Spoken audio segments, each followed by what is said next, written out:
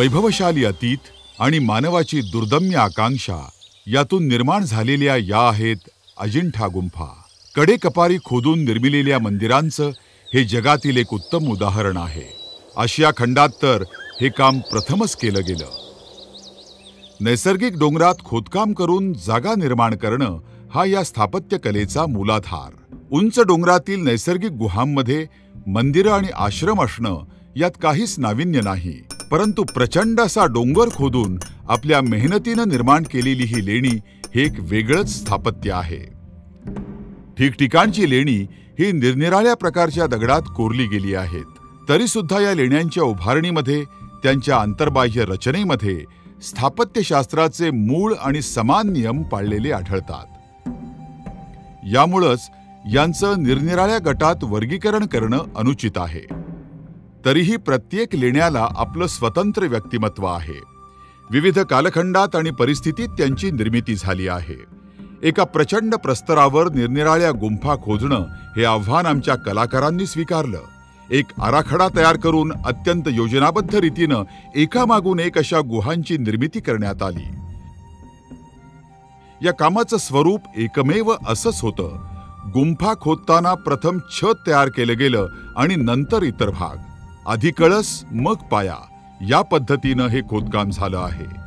एकदा का छत तयार झालं की त्याखालील खोदकामाची काळजी नसायची. दगड कोसळणे, तडे जाणे ही शक्यताच नसायची. नैसर्गिक गुंफा यामधील मोकळी जागा ही निसर्गनिर्मित असल्यानं इथला वावर हा सहज आणि सुलभ होता. मात्र मानवनिर्मित गुंफांमध्ये एका अविनाशी शिल्पाची निर्मिती करण्याची विश्वसनीय योजना होती. यामुळेच कठीण अशा दगडामध्ये खोलवर खोदकाम करणं शक्य झालं. म्हणूनच या निर्मिती प्रक्रियेला शिल्प स्थापत्य म्हणणं उचित होईल. हे काही साधंसुधं बांधकाम किंवा खोदकाम नव्हतं. अजिंठ्याची लेणी ही स्थापत्यशास्त्राची अजरामर मालिकाच आहे. कारागीर, गवंडी आणि भिक्खू या सर्वांनी मिळून या साऱ्या प्रकल्पाचं एक चित्र उभं केलं. प्रस्तरावर करण्यात येणाऱ्या विविध कामांची आखणी केली गेली आणि नंतर योजनेप्रमाणे त्याची अंमलबजावणी सुद्धा केली गेली. स्तंभ कुठं येणार, मोकळी जागा कुठं असणार, नक्षीकाम आणि त्याची जागा कुठं असणार हे सारं आधीच ठरवण्यात आलं होतं. महत्वाची बाब म्हणजे इथं दगडविटांचं बांधकाम करावयाचं नव्हतं. जे आहे त्यातच भर घालावयाची नव्हती. उलट जे आहे त्यातून अनावश्यक ते काढून टाकायचं होतं. चुकांची दुरुस्ती हा प्रकारच नव्हता. छिन्नीच्या एका अनावश्यक घावानं देखील पूर्ण प्रकल्पच अयशस्वी झाला असता. डोंगर खोदून गुंफा निर्माण करण्याच्या या शास्त्राची 3 महत्वाची कारणं होती. त्या काळातील लोक आयुष्याच्या अखेरच्या काळात संन्यस्त वृत्तीनं राहण्यासाठी गुहांचा वापर करीत असत. इथं उपासनेसाठी देवदेवतांच्या मूर्ती असल्यानं मंदिराला साजेल असं वातावरण निर्माण करण्यासाठी त्या सजवल्या जात असत. निवासस्थानं आश्रमाच्या जीवनशैलीप्रमाणे बनवलेली असत. गुंफामधील वातावरण आध्यात्मिक असे. हजारो लोकांच्या प्रार्थना आणि मंत्रोच्चारणामुळं ते भरून जात असे. शतकानुशतकांच्या परंपरेमुळं ही श्रद्धास्थानं निर्माण झाली. बौद्ध गुंफांचे अंतरंग 2 प्रकारचे असे. विहार म्हणजेच निवासस्थानं ही साधीसुधी असत, तर चैत्य म्हणजे प्रार्थनास्थळं वैभवशाली असत.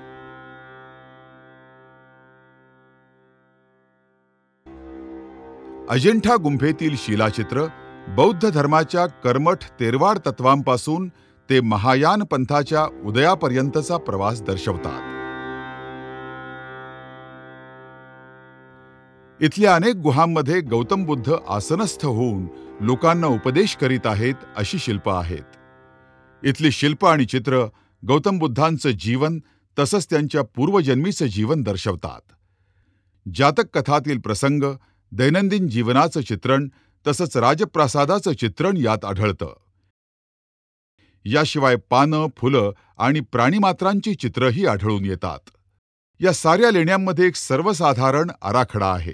प्रवेशद्वारापाशी स्तंभ, नक्षीकाम केलेल्या जाळीदार खिडक्या, आतमध्ये एक प्रशस्त चौकोनी जागा आणि त्याच्या भोवताली सज्जे.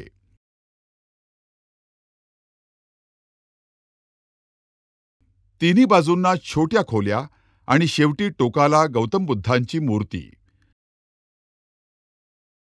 दगडातील हे सारं काम अशा खुबीनं केलं आहे की जणू काही ते लाकूड कामच भासावं. या नक्षीकामातून जातक कथा आणि लोककथातील प्रसंग चित्रित केलेले असत. इसवी सनापूर्वी 3ऱ्या आणि 2ऱ्या शतकात निर्माण केलेल्या या बौद्ध गुंफा म्हणजे डोंगर खोदून गुंफा निर्माण करणाऱ्या स्थापत्यशास्त्राचा आरंभ आहे. यात बहुमजली निवासस्थानं आहेत,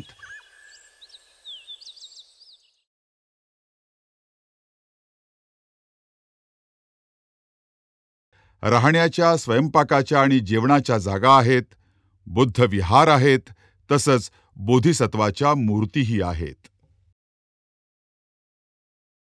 गुंफा क्रमांक 9 आणि 10 मधली चित्र एका प्रगल्भ कारागिरीचा अनुभव देतात. या चित्रांमध्ये एक नाद आहे आणि रंगांची कौशल्यपूर्ण उधळण आहे. नंतरच्या काळात वैराग्याकडून अनुकंपेकडे झालेला प्रवास स्पष्ट दिसतो. गुंफा क्रमांक 16 आणि 17 इथली भित्तिचित्र म्हणजे जणू काही एक काव्यच आहे. गौतम बुद्धांचं जसजसं दैवीकरण होत गेलं तसतसं त्यांच्या प्रतिमेमागे तेजोवलय निर्माण केलं गेलं. इसवी सन पूर्व 3ऱ्या आणि 2ऱ्या शतकातील गंधर्व कला प्रणालीचा हा आविष्कार होता. गंधर्व कला शैली म्हणजे ग्रीक, रोमन आणि भारतीय शैलीचा संकरित आविष्कार. गुंफा क्रमांक 19 मधील अभयमुद्रेतील बुद्ध मूर्ती किंवा गुंफा क्रमांक 26 मधील सिंहासनस्थ बुद्ध मूर्ती यांचं मूळ गांधार प्रांतातल्या प्रथेत दिसतं. या प्रथेनुसार आपल्या इष्टदेवतेचं रूप साकारण्याची परंपरा होती. गुंफा क्रमांक 26 मध्ये गौतम बुद्धाच्या महापरिनिर्वाणाचं महाकाय शिल्प आहे.